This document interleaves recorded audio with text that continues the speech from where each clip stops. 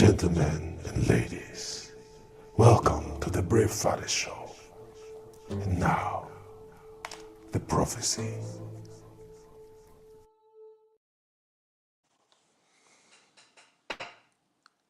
Thank you so much for joining me. Thank you for the introduction from a good friend of the show. My name is John Paul from bravefathers.com, and this is the Brave Fathers Show.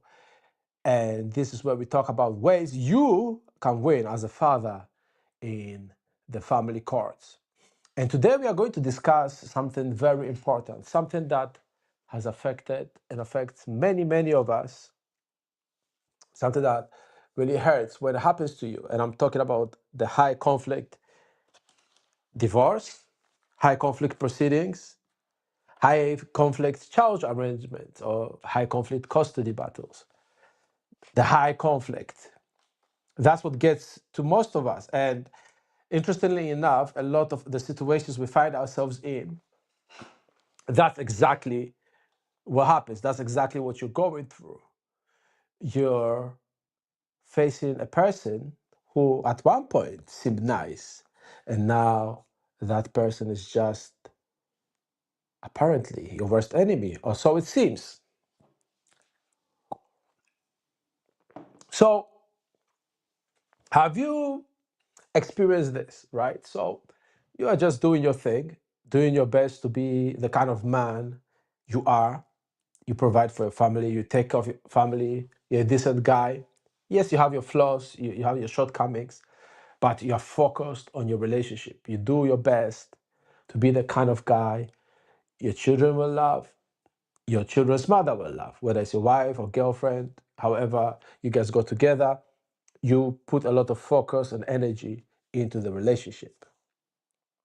So you've built a life, you've built things based on the ideas that you have that will help you and your family just have a better life, right? So you've put structures in place, you have your job, maybe you went through a hard time, you lost your job, but whatever it is, you're always thinking of how do I make things better for everybody else? And sometimes you might argue you sacrifice yourself, you sacrifice things that you like or want, perhaps your well being, perhaps your peace of mind sometimes, just to make things better for your family. And then one day you come home and you realize something is wrong.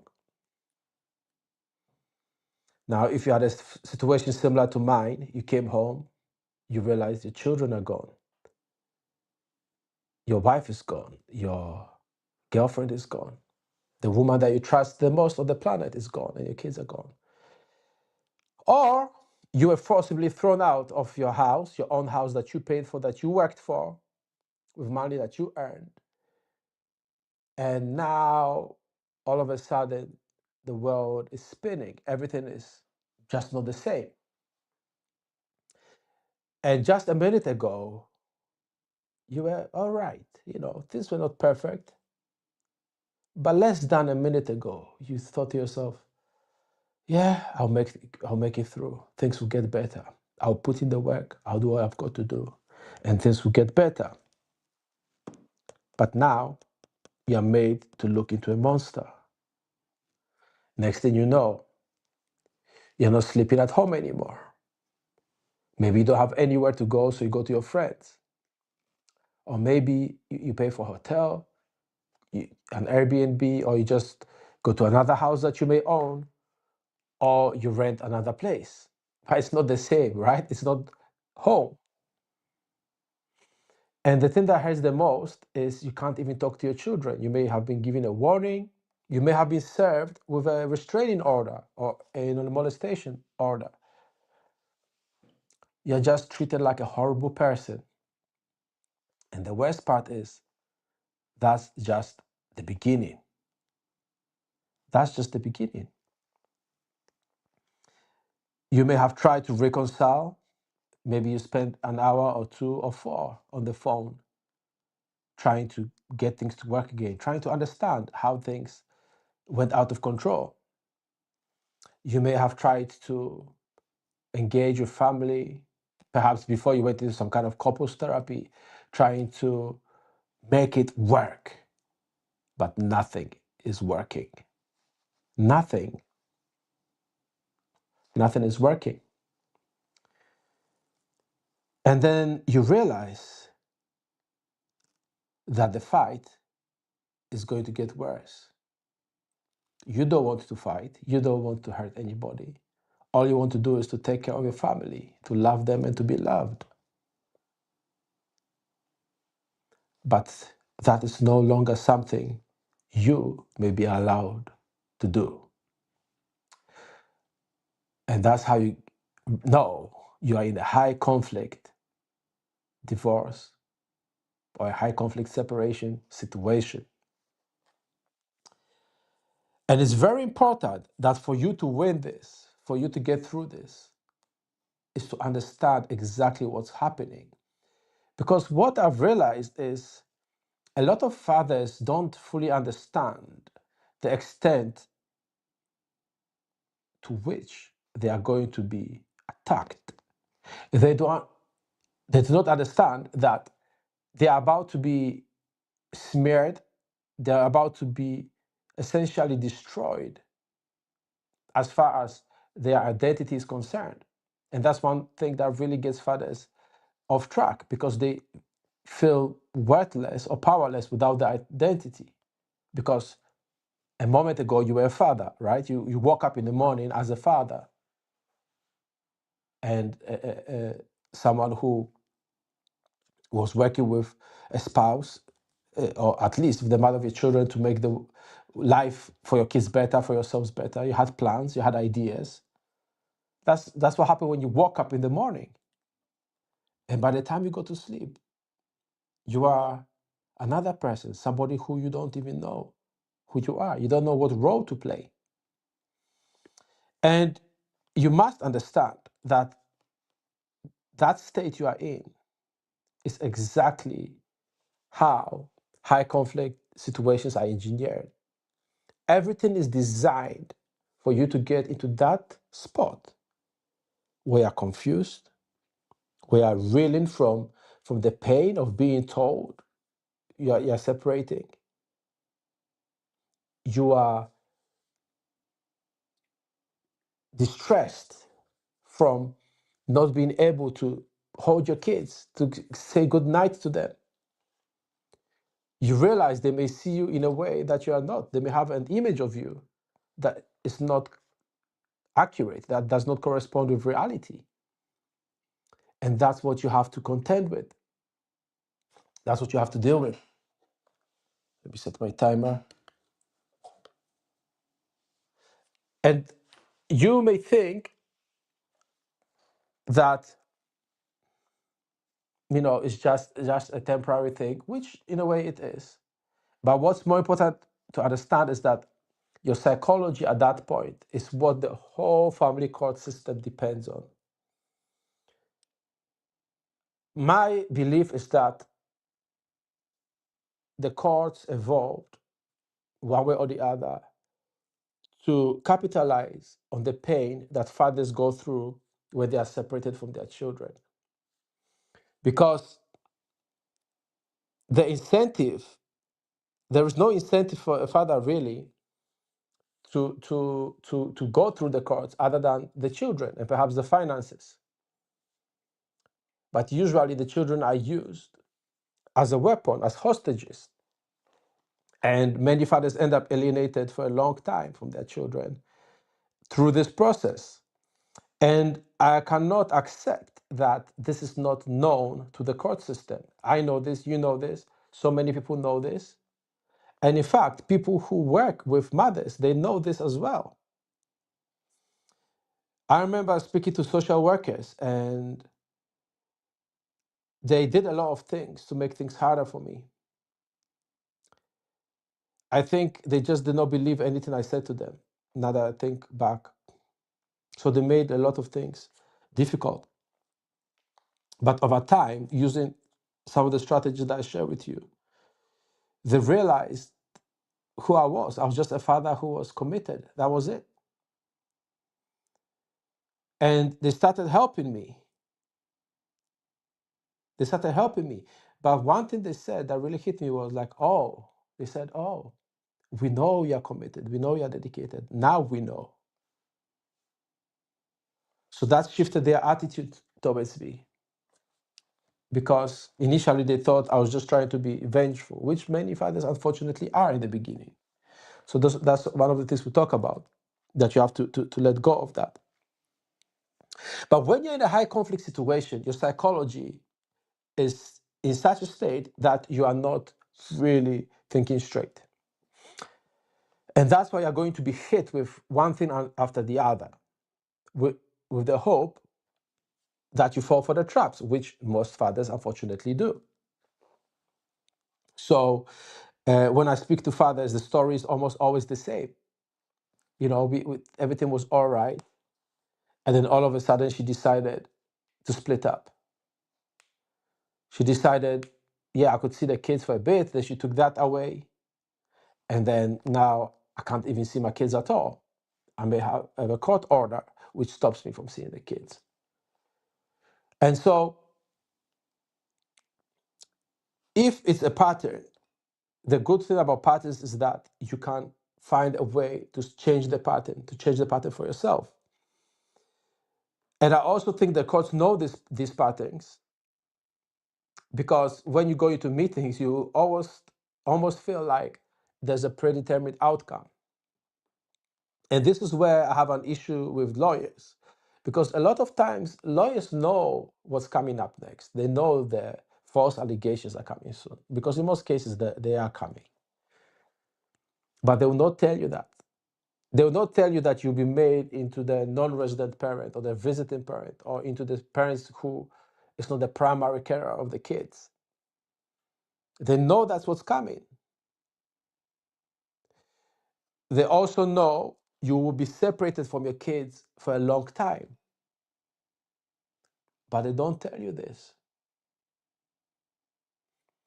Now, I was lucky because one of the lawyers I spoke to actually told me that it would take a while.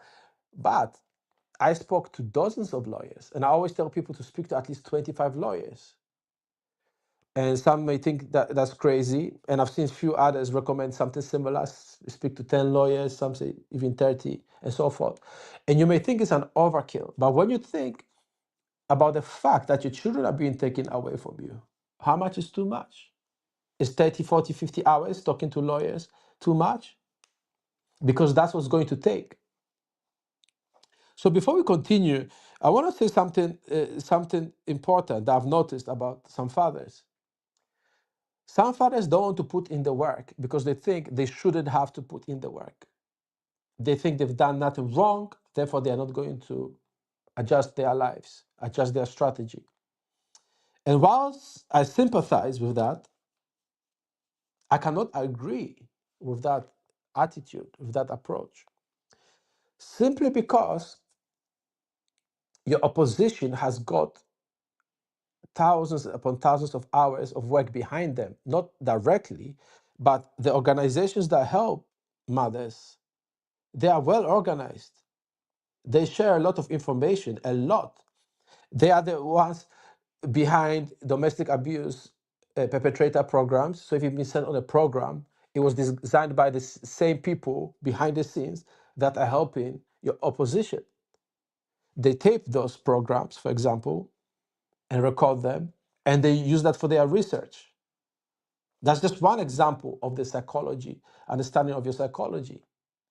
So if you think you don't have to put in the work and justice will take its course, I'm sorry to break it to you, but this is not a Hollywood movie. This is happening. It's not right, it's not fair, it's wrong, but it's happening. So you must prepare, you must put in the effort if you want to see your kids, if you want to play an active role in their lives.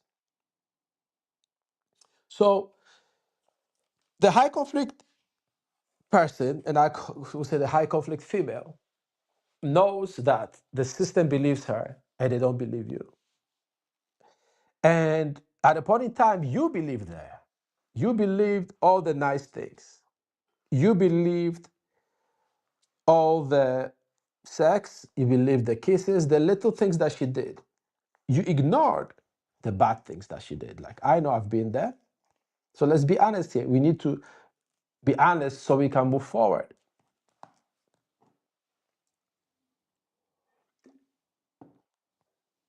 We need to be honest so we can move forward. We ignore the red flags, the little things. Not only that, we are taught by the media, by the society, by family perhaps, by friends, and just our own ideas, that those negative things are normal. So if she calls you an idiot, you think, oh, she's just joking, right? She calls you a fool. She belittles you in front of people. She makes fun of you. She cuts you off from sex. And then you hear all kinds of bullshit excuses, right? Now, my stance on that, on sex specifically, is that you let go of such a female. Like, there's no reason to be in a relationship with someone, excuse me, who doesn't want to have sex with you, and let's say a year or two or more after, as many fathers have reported, you don't have sex. Like, there's no reason to stay in a relationship with such a person. And you may think you're being nice, that's fine, you can be nice. But guess what? When the high conflict separation begins, nobody's going to be nice to you. So if you're in a sexist marriage, that is a red flag, believe it or not. That is her preparing herself to separate from you. If you touch her, she's like, oh, don't touch me. If she belittles you, if she doesn't give you any emotional warmth, if she's cold to you, if you are in a bad situation, a distress, maybe you lost your job or somebody died in your family or something, and then you need that comfort and she's not available to you, that's a red flag. Now, I would concede, as a grown-up man, you should be able to soothe yourself. At the same time, if you are someone who is cold to you, that's a sign something is wrong. And if you think about it now, if you look, let's say, over the past, let's say, 3 years that you've known this person, you will see a list of things she did that was wrong, that if you did, you'll be made to look like a bad person. But we are taught that when a female does them, that there's nothing wrong. And so we believe that. We believe those things, that they're all right to do to you. It's okay for a female to hurt you, right? If she hits you, we are told that's all right. We are told that's not so big of a deal. So if you think about it, you are essentially conditioned by the society and by everyone and everything you know to accept abuse from a female, because this is nothing less than abuse. You are being abused. And the high conflict separation, the high conflict divorce, the high conflict child arrangements, high conflict custody cases, that's just the pinnacle of it. That's just where it's sort of like a climax before you go to the next stage where it gets even worse. So you have to understand that the system is built for you to fail. It's not a conspiracy theory. It's not some kind of bad nightmare story, well, although it is a nightmare. It is the reality. Whether it was made this way on purpose or not, it has evolved that way. It has grown into a thing which gets fathers fighting for their kids, fighting for their property that they've worked for, and they are just dragged through it, and to be honest with you, taken advantage of and used. And when you speak to people across the world in different countries, they'll tell you the same story. I don't know if you watched my recent interview with Father X. It's the same thing in the United States. I have an interview with Locario, talking about different ways guys have a naive mindset about females in a way that they get used. And there are other people from different parts of the world that I'll be bringing to you, and other videos that I've got that show you this. It's not just in one country, it's all over the place. So that shows you it's systemic. It's something that different places have realized that, look, we can take advantage of fathers. It's a prevalent problem. So the way you win is you have to understand the psychology of it. You have to recognize when it's coming. And then you have to know exactly what to do. You have to be able to put in the work. And again, your lawyer is not your best friend here. Your lawyer will tell you what the law is, but the lawyer cannot give you all the strategies that will help you win. Because you see, essentially, the courts deal with the facts of the case, and then they apply the law to the facts of the case. So if you have understood what I'm saying, then you understand that the mother of your children planned this way before she brought it forward. So by the time you hear, I want a divorce, at minimum, she's thought about it for 6 months. In many cases, even before she met you, because females will advise each other. Go and watch some of the female channels on TikTok, on YouTube, read some of their magazines. There's always advice on what to do in case of a divorce. So even before she met somebody that she's going to marry, she already knows some of the tactics. She already knows the strategies. But because you are conditioned to think women are good, they are fundamentally good, you don't suspect that she might do such a thing to you. And I've seen fathers that even after they've been abused, after they've been lied to, after they've been used and taken advantage of, they still cannot see that she's doing it to them. They still think, oh, there's something I could do to change her mind. But think about it. If a man did that to you, would you accept that behavior? If I hit you, if you walk down the street and a stranger hit you, or started insulting you or disrespecting you, would you accept it? You would not. I've seen people get angry at the man their wife or girlfriend is cheating with, but never with her, as if she's just an innocent victim in all that situation, where she was a willing participant. Maybe she even came on to the guy. Oh, but she's not like that. She made me wait for 3 months before we had sex. Oh, she made me wait for 2 weeks. She made me wait for 3 weeks or a month or two. Yeah, that's you. Because she was reeling you in. And I know as a man, it's very difficult for the ego to accept it, to realize that you are being used by a female. It's very difficult. It's very hard. It's very hard to realize you are not as strong emotionally as you thought you were, right? When it came to the relation between you and the female, it's very difficult and it's a very painful thing to go through. But you must, because by the time you get to court, all that emotion is going to get more overwhelming when you hear the judge tell you you will not see your kids. When you hear the judge inform you that bedtime stories and little trips that you used to do and playing with them and all the time that you spent with them, that's not happening anymore. Not only that, you are deemed as potentially dangerous to your family. So until further notice or until it's established otherwise, you will not have access to them, perhaps not direct access. You may get some kind of supervised visitation, for example. And you have to understand that this is a plan. Let me show you. I used this before. I used this slide before. Let me see if I can find it. So this says, do not accept 50-50 without a fight and extensive safeguards being put in place. This is quite literally your children's lives at stake and so forth.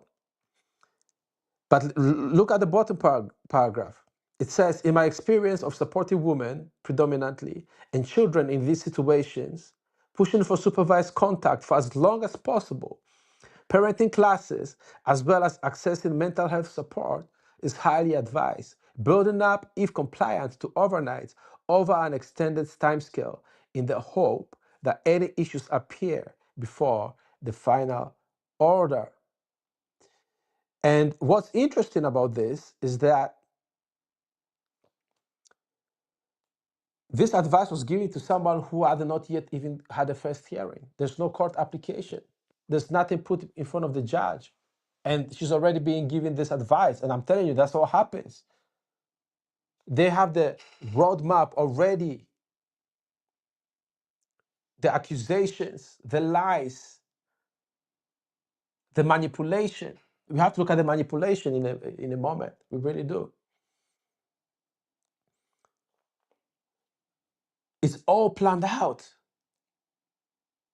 And it's so difficult to accept and to believe, because if you're not that kind of person, it's hard to fathom that someone would look you in the eye, smile, and still plot against you. But then as it plays out, then your life is changed, because now, some of the cases that I work on, what happens is the woman wants the property, she wants the money, and she wants to separate the kids from the father, so she gets even more money for that. So she gets compensated, or some kind of child support,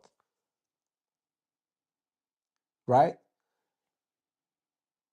It's horrible, but she knows that that's what she's working on. So there's a lot of financial incentive. You end up paying for everything.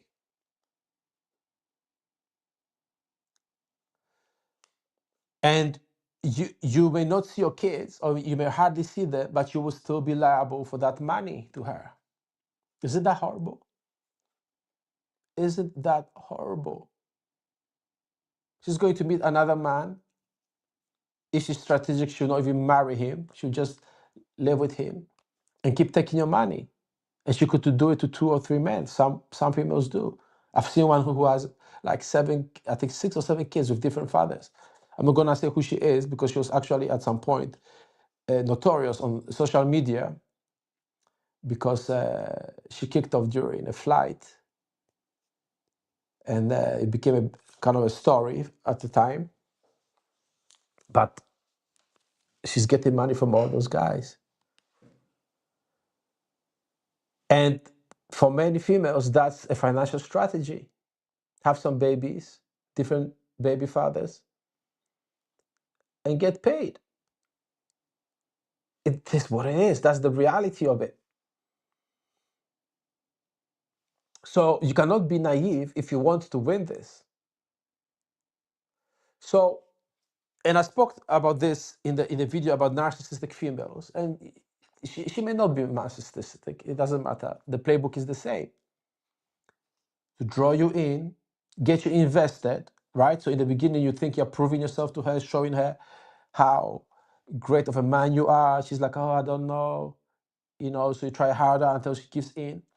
But all the while, she's watching to see how deeply you will commit. You think it's because she wants to be with you. No, it's because she wants to access your resources. And now again, a lot of guys will say, oh, that's crazy. Well, go to your next court hearing and then find out. And there are fathers who want to find out the hard way. And it's sad, not even because of them, it's because of the children. The children will not have a father, because there are fathers who can't prevent a lot of the things happening, but they think, oh, my lawyer will handle it. I didn't do anything wrong. It's like, it does not matter that you didn't do anything wrong. The laws are designed that they have to err on the side of protecting the mother and the children. So they can't ignore the false accusations. They can't just say, oh, I think you're lying. They have to investigate. They have to look into it. And whilst those are being looked into, they cannot risk you spending time with the children, because what if the allegations are true? And so many fathers get blindsided. I remember the first time when I faced my accusations, I was like, what? I was so blindsided by them. I wasn't expecting that. I have to admit, I wasn't expecting that. I knew there was something coming, but I didn't know it was going to be like so hard, so harsh. I didn't know a lot of things. And that's why I got rid of my lawyer, because I realized I was not getting told a lot of things that I should have been told. I wasn't being told the truth. And that's why I bring you the truth here. And the truth is, the mother of your children is taking advantage of you. She's using the children to control you. And in the beginning of the relationship, she already had that in mind.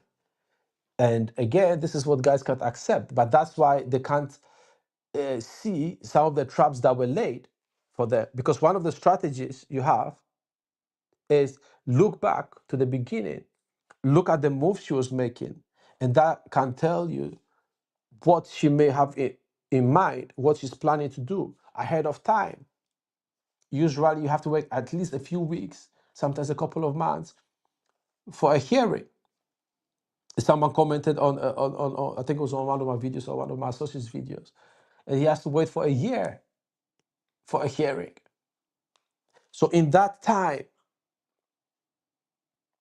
you have to prepare yourself.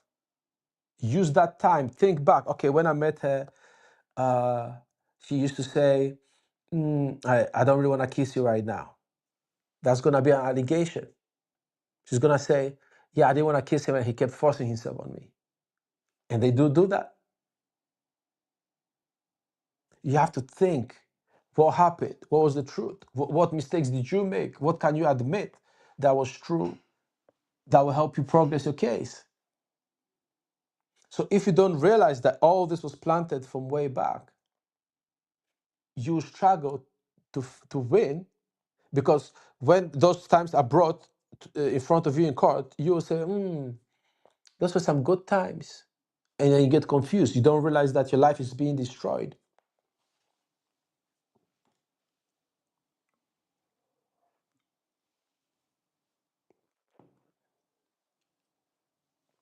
Your life is being destroyed. Now, if you've done some mistakes, like checking her phone, that's going to be used against you, because that's a privacy. If you followed her anywhere, that's like almost like stalking. That's coercive behavior. Yeah, maybe you thought she was cheating, maybe she was cheating. But by law, she's not your property. She can do what she wants. It's not everywhere. Uh, um, Not everywhere is cheating looked at as something the court considers. In some places, yes. In others, no. But checking someone's phone is not. It's not acceptable. Spying on her is not acceptable. She could say, "Look, I was frightened of him. I was frightened of him. I was scared. He kept following me. I had no freedom. I felt constricted. So I met someone and I felt free with that person. And that's why I cheated. And I'm sorry, but he just made me feel so threatened. And I needed someone where I could feel safe and protected." And then you're angry because, like, what? Like, I was. But that is, again, the psychology that's being used on you. Because any outburst, any extreme show of anger, any show of any anger, in fact, any emotion that is, slightly above the almost the flat line of emotions will be used against you. Either even if you are sad. I've read a transcript of a judgment where they said the father cried, but the tears were fake. Excuse me. How they decided that the tears were fake, I don't know. But there are cases where the father loses just because he showed a bit too much emotion. So you have to go through all those things. You have to grieve all those things. You have to allow the pain of all those things to process itself. You have to go through all the stages of grief. You have to go through it all, because that's how you get ready to be in court. That's how you are not thrown off guard when they come at you, right? So they may say something like, on 5th December 2049, you hit your wife in the face. And because you've processed it, you know allegations are coming, you're calm, and you say, no, on that day, actually, I was away on a work trip, for example. So that couldn't have happened. Or, well, we did have an argument, but I don't think, I didn't see it as something we should fight over. So I excused myself and I took a walk in the park on that day, and I bought, a drink from the shop, and here's my credit card transactions to show at this time I purchased this item, or have the receipt, or whatever, whatever evidence you've got. And even a credible story will be believed if told credibly. So you really have to think about it, because your job is really to reduce the amount of conflict. That's what you're trying to do. She wants to increase the conflict and the amount of chaos because it works in her favor. You want to straighten things up, because then the contrast between you and her will show. And it's an amazing thing when it happens, when you're able to stay calm and she's not. When you get emotional, when you get worked up, she wins. If you stay calm and professional, you win. You get the advantage.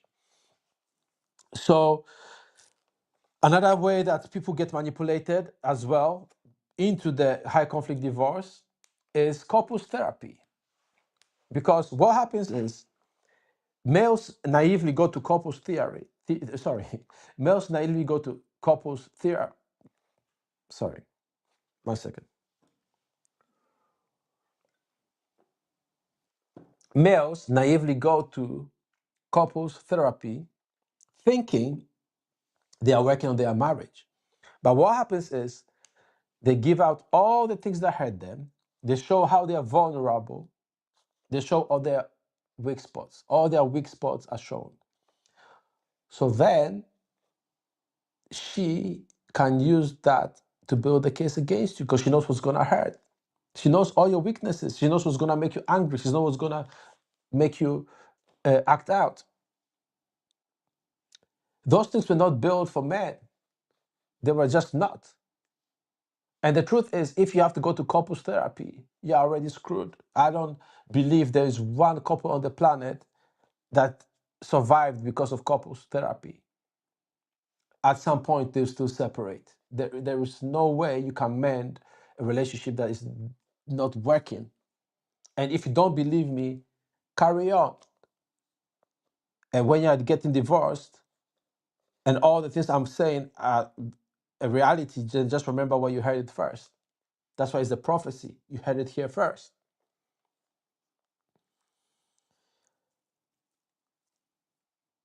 So all this verbal and emotional abuse that you've received may be also turned against you. I've seen people advise others to retaliate, to show that you're the man, and show her by snapping back. But that's bad advice. Everything you do can and will be used against you. So notice, all this stuff is essentially taking what you do and flipping it and twisting it. A lot of your actions are just going to be misinterpreted. And then your desire for justice, your desire to be heard and to be seen and to be respected and to be valued, that's going to be used against you.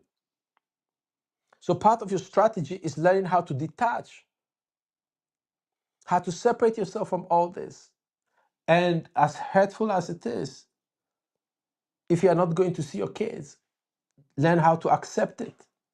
You will see them in the end, okay? But for now, you will not see them, and you have to accept it.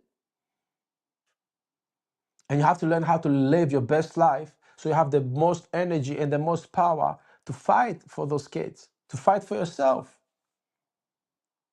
But your fight cannot be haphazard. It has to be very strategic, very well planned, carefully strategized. And that's what I help you to do. Essentially, you are exiting a toxic marriage. You are living a toxic marriage, and the other toxic person is going to do everything in her power to bring you down. She's going to try to destroy you. She's going to smear you, make you look like you're not a good father, A lot of mothers lie that the father, can't change nappies, and they just try to find fault. Every little mistake is turned against the father. And if you have your own allegations, you have to know how to present them. Otherwise, you'll be seen as just attacking the mother, which no court accepts. So there's a lot of work to it that goes into it in between hearings. A lot of times I've noticed people who represent themselves tend to get all right-ish results or good results, right? Like I know I wouldn't have gotten my results if I didn't get rid of my lawyer. But that's because people who represent themselves tend to put in more work in between hearings because they don't have a choice. They have to learn, they have to study, so they are better prepared. Whereas people who rely on their lawyers don't understand that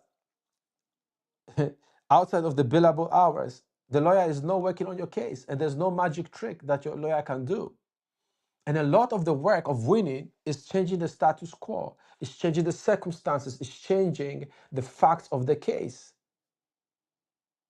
So, for example, if you are in situations where you don't have time for your kids because of work, you need to work on that to change that. I know it's not easy, but you have to make that decision. If you easily get angry, you have to work on that.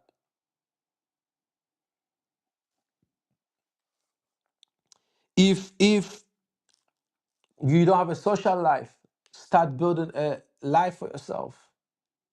Or if you go out too much, cut down on that.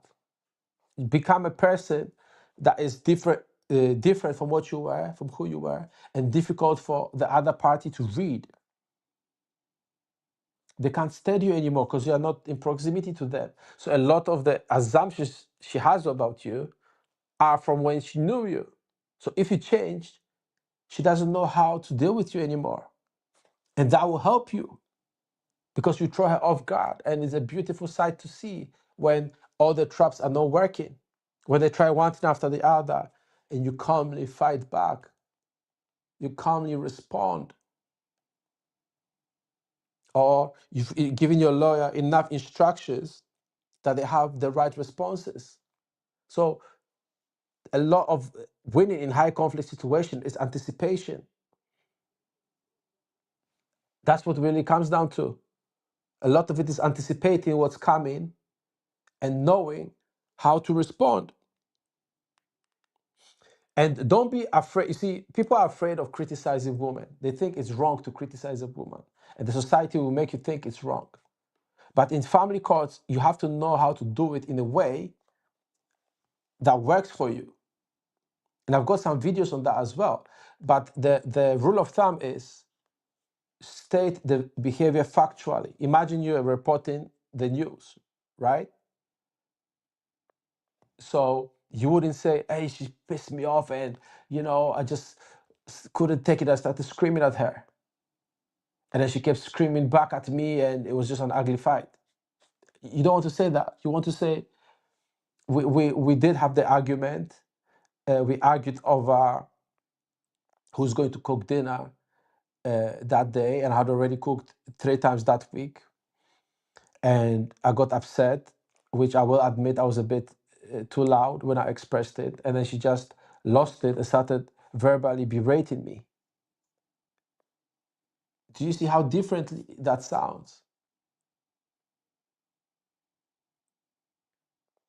You have to de-escalate it.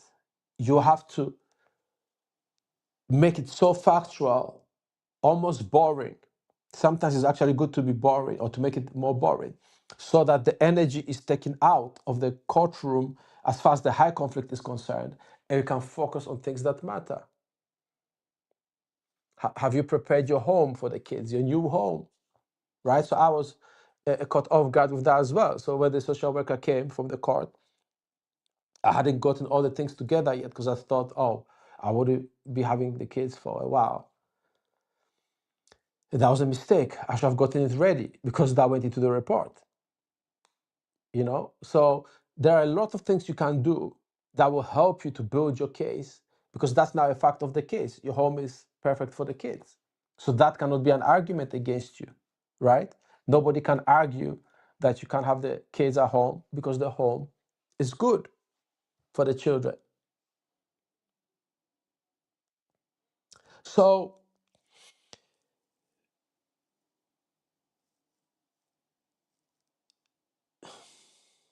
look,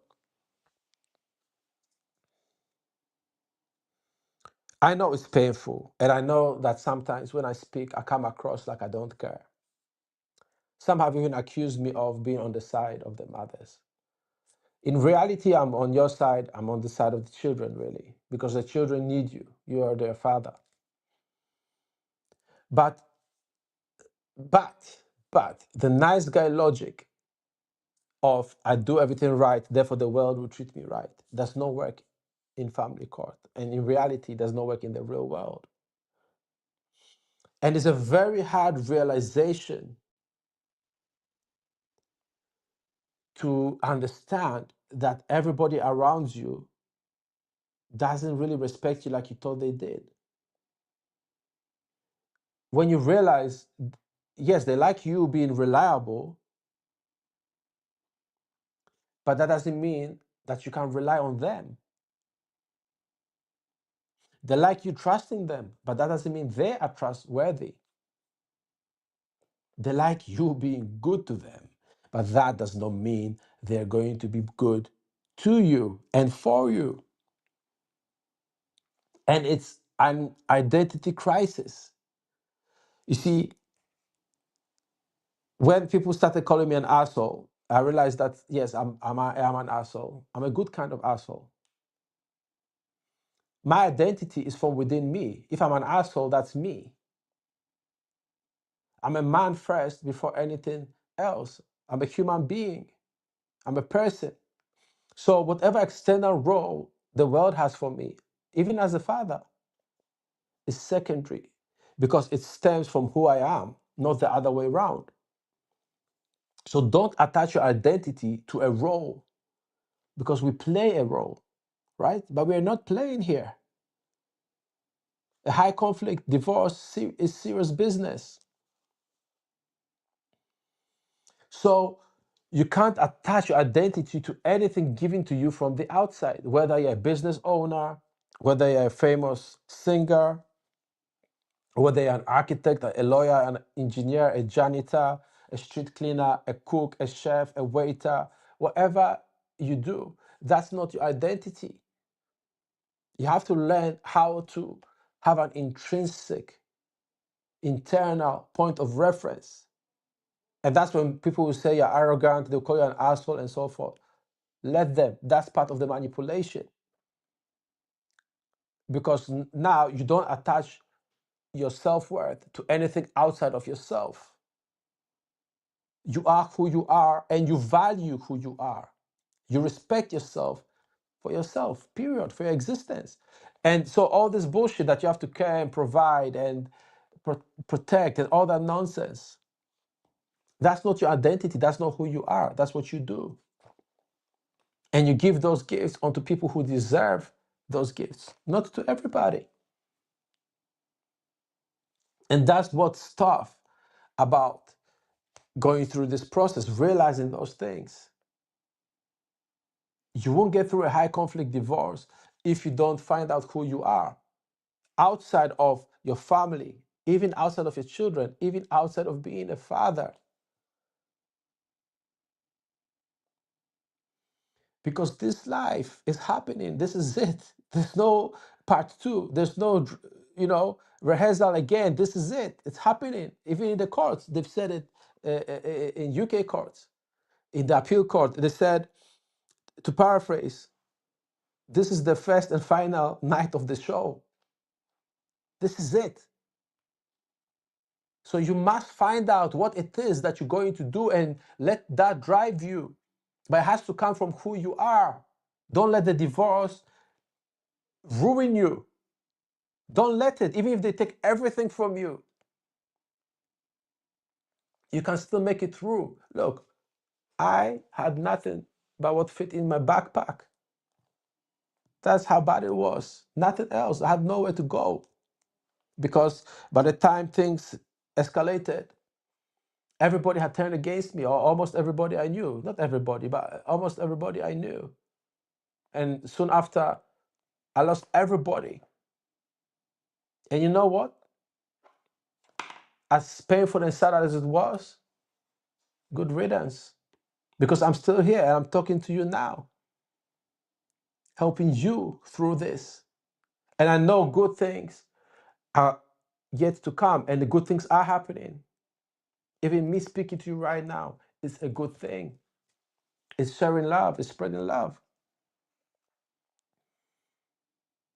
So you have to find out who you are, who you want to be, and love and respect that person. You have to take care of yourself as a man. Outside of any role the society, a female, children, whoever else gives you, you have to be your own rock that you lean on. You have to be the person you trust the most. That's how you find victory. That's how no matter what they do, you never lose. If you know the Old Testament of the Bible, there's a story of Job who would not denounce God, and they took everything for him, and he got more in return. And I'm not saying everything you've got is expendable, because it's not. And I'm not saying it's not painful, because it is. It is hard. It's not easy.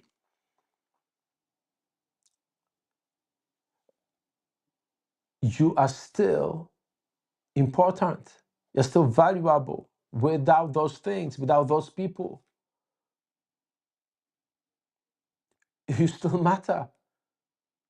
So don't let society tell you you're a bad man. Don't let your mistake make you hate yourself. Forgive yourself. Learn how to just keep going forward and discovering new things, because there's so much more in life than you realize. You know, after my situation happened, I experienced things and places, people that I never imagined before. I had some amazing times, and that helped me to win, because now the world wasn't this horrible place that I couldn't trust. The world became a place where I could thrive. So a high conflict divorce is a pressure cooker. It's something that's gonna test you. It's something that's gonna squeeze out every little bit of strength that you've got. And yet, you must still find a way to not only get through it, but also to thrive after you get through it. So,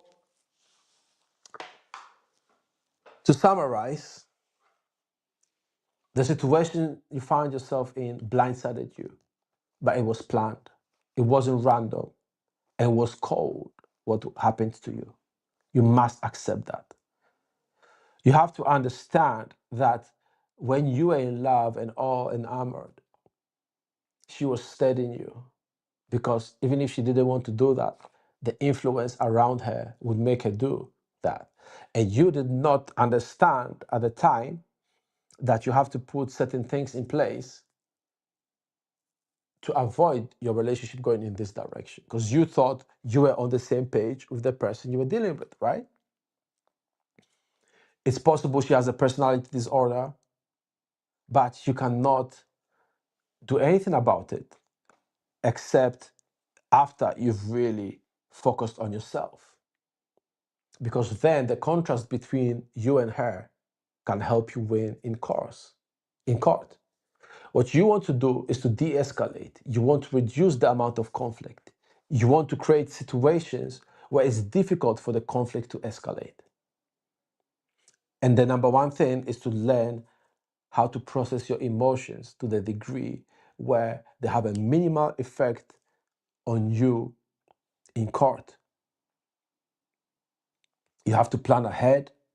speak to at least 25 lawyers so that you get a full picture of what's going on. Like put in the work, put in the legwork so that you understand what it's going to take to win. Because the people who are fighting against you, they have a lot of information. If you don't believe me, create an account as a female on any discussion forum that relates to divorce or marriage or having children, or just a general forum that those discussions happen. You see how prepared these females are. Way more prepared than the men, because the men think they didn't do anything wrong, so they'll be okay. And that's how they get blindsided. So I strongly encourage you to watch this video again. If you want to get in touch with me, you will find me at bravefathers.com. And what I do is I help you find a strategy to win your case. So even if you've got a lawyer, remember your lawyer doesn't work in between the time that they are billing you. But you have to change a lot of things, not just within the law, but just the circumstances in your life. You have to know what to say. You have to learn the techniques of emotional control so that you sound credible, so that you don't blow up in court, so that the traps don't get to you. And you need to know what those traps are. So just like I ask a lot of people to help when I was at the beginning of my situation, I'm offering you that as well. So for the first time you get in touch, I give you a full 1 hour with no expectation of anything in return. If I can understand what you're going through and give you at least one thing, but hopefully 2, 3, 4, maybe 5 things that you can do to help you win your case, I'm happy to do that because people did that for me. And the more love we spread, the better the world becomes. So a family court strategy requires that you understand everything, not just what you want, not just what happened to you, but you have to understand the whole case. You have to understand everything, sorry for this, including your opponent's case. In fact, you should know the opponent's case better than they know it. You should study their statements and so forth. So I will help you pick out the things and create the counter arguments to everything that's going on. And even though there is a roadmap, every case is different. So usually we can find a way to tweak your strategy. And one way to do that is by reading case law. So that's one thing I do as well. I read a lot of case law. So when I find something that helps another person, I can say, hey, you do this or you do that. So all you need to do is get in touch with me and we'll speak for an hour. And of course, if you want to work with me afterwards, I'll be more than happy. I don't take on everybody. So I only want to work with those who are really committed, who really want to get results. But I'm sure I can help you within the 1 hour we speak. So here's what I want to leave you with. The society teaches men that they are only as good as the money they provide or the protection they provide. Some will say it's all about looks, money, and status. I would argue that that's true only if you are willing to deal with females who are not truly interested in you, who don't see value in you as a man, who don't like your smile, don't like how you walk, don't like your sex, don't like you for you, then those things are true. But if you want to have a life that's worth living with somebody else, to share your life with somebody else, you have to be willing to let go and reject a lot of women. And I know it may seem crazy in a time where everybody thinks it's hard to meet someone. But if you put yourself out there as you, not as the image you've been creating, not as the person who fits into the society, somebody who's willing to be disliked by everybody else, but only liked by the people who see the world in a similar way. If you are willing to do that, you attract the kind of woman who will be a blessing to your life. And outside of that, it's not about women, it's about you. Don't buy into the society's story that you have to earn your love, that you have to earn your respect and earn some kind of worth. No. When you're a little baby and you were born, you were precious. And you're precious today. Remember that. So thank you. My name is John Paul from bravefathers.com. I'm going to end this here, and I can't wait to see you again next week. Take care of yourself. I'll see you soon. bravefathers.com